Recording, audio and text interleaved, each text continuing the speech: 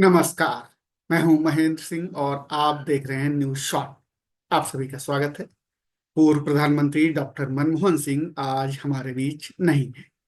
उन्हें सादर नमन। उन्हें श्रद्धांजलि देने के लिए उनके कार्यकाल के कुछ बेहतरीन कामों को यदि एक बार फिर से याद करें तो मेरे हिसाब से इससे बेहतर और कोई श्रद्धांजलि नहीं हो सकती है। तो चलिए एक बार इतिहास के पन्नों में गोता लगाते हैं और डॉक्टर मनमोहन सिंह के बतौर वित्त मंत्री और प्रधानमंत्री उनके कार्यकाल को याद करते हैं। उनके कार्यकाल में ऐसे कई महत्वपूर्ण कदम उठाए गए जो भारतीय अर्थव्यवस्था और समाज के लिए मील का पत्थर साबित हुए। उनके कार्यों को पहले वित्त मंत्री के तौर पर देखते हैं और फिर प्रधानमंत्री के रूप में चर्चा करेंगे। 1991 से 1996 तक देश के वित्त मंत्री रहे डॉक्टर मनमोहन सिंह ने भारत को आर्थिक संकट से उबारने में प्रमुख भूमिका निभाई। उनके नेतृत्व में कई महत्वपूर्ण सुधार हुए। आर्थिक उदारीकरण उनमें से एक है। भारत के आर्थिक इतिहास में 1991 का बजट क्रांतिकारी साबित हुआ। विदेशी निवेश के लिए द्वार खोले गए और लाइसेंस राज यानी इंस्पेक्टर राज को खत्म किया गया। उद्योगों को अधिक स्वतंत्रता दी गई जिससे कि महत्वपूर्ण व्यापारिक माहौल बने और बेहतर माहौल बने। विदेशी मुद्रा का जो संकट था उसका समाधान किया गया। भारत के पास केवल 15 दिनों के लिए आयात के लिए विदेशी मुद्रा बची थी। उन्होंने अंतर्राष्ट्रीय मुद्रा कोष यानी आईएमएफ से ऋण लिया और सोने को गिरवी रखा। देश को आर्थिक संकट से बाहर निकाल लिया। मुद्रास्फीति जो कि महंगाई बहुत ज्यादा बढ़ रही थी तो उसको नियंत्रित करने के लिए उन्होंने कई कठोर नीतियां अपनाई जिसका आम जनमानस पर थोड़ा बुरा प्रभाव पड़ा, लेकिन आर्थिक नीति अच्छी बन गई। प्रत्यक्ष विदेशी निवेश यानी कि एफडीआई के लिए उन्होंने प्रोत्साहित किया। विदेशी कंपनियों को भारत बुलाया और इससे भारत में रोजगार के अवसर पैदा हुए और टेक्नोलॉजी का भी विकास हुआ। वित्तीय सुधार करने के लिए उन्होंने टैक्सेशन को थोड़ा सरल बनाया। बैंकिंग सेक्टर में सुधार किए जिससे कि जो मॉडर्न बैंकिंग सिस्टम है उसकी नींव पड़ी। 2004 से 2014 तक डॉक्टर मनमोहन सिंह प्रधानमंत्री रहे। बतौर प्रधानमंत्री डॉक्टर सिंह ने भारत को न सिर्फ वैश्विक मंच पर मजबूत स्थिति दिलाई बल्कि घरेलू मामलों में भी आमूल-चूल परिवर्तन किए। उनके कुछ मुख्य योगदानों पर एक नजर डाल लेते हैं। सबसे पहले कुछ महत्वपूर्ण कानूनों पर नजर डालते हैं क्योंकि इन कानूनों ने भारतीय समाज और अर्थव्यवस्था को सशक्त बनाया। गरीबों और कमजोर वर्गों की स्थिति में सुधार आया। इनमें पहला कानून है महात्मा गांधी राष्ट्रीय ग्रामीण रोजगार गारंटी अधिनियम यानी मनरेगा। 2005 में ये आया और इससे ग्रामीण क्षेत्रों में 100 दिन की कम से कम 100 दिन की गारंटीकृत मजदूरी प्रदान की गई। ये अधिनियम भारत का सबसे बड़ा रोजगार गारंटी कार्यक्रम बना। गरीब ग्रामीण परिवारों के लिए आर्थिक सुरक्षा सुनिश्चित हुई। सूचना का अधिकार बहुत महत्वपूर्ण अधिकार आरटीआई 2005 में आया और नागरिकों को सरकारी विभागों से सूचना मंगाने का अधिकार मिला। पारदर्शिता और जवाबदेही बढ़ी, इससे भ्रष्टाचार को कम करने में मदद मिली। तीसरा महत्वपूर्ण अधिकार शिक्षा का अधिकार अधिनियम आरटीई बना 2009 में। इसका उद्देश्य था 6 साल से 14 साल के बच्चों को मुफ्त और अनिवार्य शिक्षा का अधिकार देना। प्राथमिक शिक्षा का अधिकार कानूनी रूप से इससे सुनिश्चित हुआ। शिक्षा प्रणाली में सुधार और बच्चों की स्कूलों में भागीदारी बढ़ी और ये बाद में मौलिक अधिकार भी बना। इसके अलावा उच्च शिक्षा में कई नए संस्थान आईआईटी, आईआईएम और एनआईटी खोले गए। इसके अलावा एक बहुत महत्वपूर्ण फैसला किया गया, उच्च शिक्षा संस्थानों में ओबीसी रिजर्वेशन लागू किया गया। एक और महत्वपूर्ण योजना डॉक्टर मनमोहन सिंह के कार्यकाल में आई, उसे कहते हैं मिड डे मील स्कीम। इस योजना को मजबूती से लागू किया गया जिससे कि स्कूलों में बच्चों की उपस्थिति बढ़ी और कुपोषण में कमी आई। इसके अलावा राष्ट्रीय खाद्य सुरक्षा अधिनियम 2013 में आया ये। और गरीबी रेखा के जो नीचे रहने वाले परिवार हैं उनको सस्ती दरों पर खाद्यान्न उपलब्ध कराया गया। इससे भारत की करीब 75% ग्रामीण आबादी और 50% शहरी आबादी को इससे लाभ हुआ। ये अधिनियम खाद्य सुरक्षा सुनिश्चित करने के लिए मील का पत्थर साबित हुआ। अनुसूचित जातियों और जनजातियों के कल्याण के लिए एक और अधिनियम आया, अनुसूचित जाति और अनुसूचित जनजाति अत्याचार निवारण संशोधन अधिनियम 2013। इसका उद्देश्य था अनुसूचित जाति और जनजाति के लोगों के खिलाफ अत्याचार के रोकने के लिए मजबूत कानून को बनाना, दलित और आदिवासी समुदायों को न्याय दिलाने और उनके अधिकारों की रक्षा करने में इससे बहुत मदद मिली। इसके अलावा एक और कानून आया डॉक्टर मनमोहन सिंह की सरकार में, यौन उत्पीड़न के खिलाफ महिलाओं को संरक्षण देने का अधिनियम 2013 में ये कानून आया।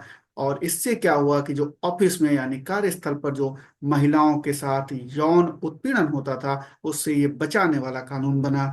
महिलाओं को उनके कार्यस्थल पर सुरक्षित माहौल इसने प्रदान किया। इसके अलावा किसानों के लिए एक बहुत बड़ा अधिनियम आया, भूमि अधिग्रहण पुनर्वसन और पुनर्व्यवस्थापन अधिनियम 2013 में ये कानून आया।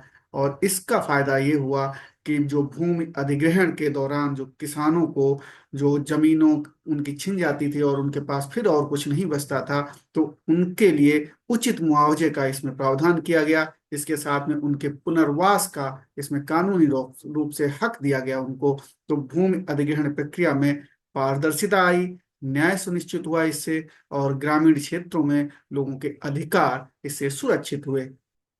डॉक्टर मनमोहन सिंह के कार्यकाल में एक और अधिनियम आया, वो बच्चों के लिए था, लैंगिक अपराधों से बच्चों का संरक्षण अधिनियम यानी पॉक्सो। ये 2012 में आया। इसमें बच्चों को यौन अपराधों से सुरक्षा प्रदान करना इसका मुख्य उद्देश्य था और बच्चों के खिलाफ यौन अपराधों के मामलों में तेजी से न्याय सुनिश्चित करने के लिए ये कानून लाया गया। इसके अलावा वन अधिकार अधिनियम आया 2006 में। आदिवासी समाज के लिए ये कानून आया। आदिवासी और जंगल पर निर्भर समुदायों को उनके परंपरागत वन अधिकार को प्रदान करता है ये कानून। आदिवासी समुदायों के जीवन और आजीविका को संरक्षित किया गया है इस अधिनियम में। डॉक्टर मनमोहन सिंह के समय में एक और कानून आया, सिविल न्यूक्लियर लाइबिलिटी एक्ट 2010 में एक कानून आया। इसमें परमाणु दुर्घटनाओं के लिए उत्तरदायित्व तय करना और पीड़ितों को मुआवजा देना, परमाणु ऊर्जा के क्षेत्र में निवेश बढ़ाने में इससे मदद मिली। अंतर्राष्ट्रीय परमाणु समझौतों के लिए आधार तैयार हुआ इससे। इसके अलावा कंपनी अधिनियम एक्ट आया 2013 में। इसका मकसद था कारपोरेट प्रशासन और व्यवसायों के संचालन को बेहतर बनाना, कंपनियों की जवाबदेही तय करना और पारदर्शिता में सुधार करना इसका मकसद था। इसके अलावा एक और फाइनेंशियल इंक्लूजन के लिए, वित्तीय समावेशन के लिए उन्होंने काम किया। बैंकों को ग्रामीण क्षेत्रों तक पहुंचाने के लिए और सभी के लिए बैंक खाते खोलने के लिए एक योजना बनाई गई और उसका आगे चलकर मोदी गवर्नमेंट में और ज्यादा विस्तार किया गया। बुनियादी ढांचे के विकास के लिए सड़क, बिजली और संचार के क्षेत्र में बड़े पैमाने पर निवेश किया गया। जो गोल्डन क्वाड्रिलेटरल यानी कि जो हाईवेज बनाए जा रहे थे पूर्व पश्चिम उत्तर दक्षिण को जोड़ने के लिए, उन सड़क परियोजनाओं का विस्तार किया गया जो अटल बिहारी वाजपेयी सरकार में शुरू की गई थी। इसके अलावा एक बहुत महत्वपूर्ण कानून आया, सेवाओं के अधिकार का कानून यानी कि राइट टू सर्विस एक्ट।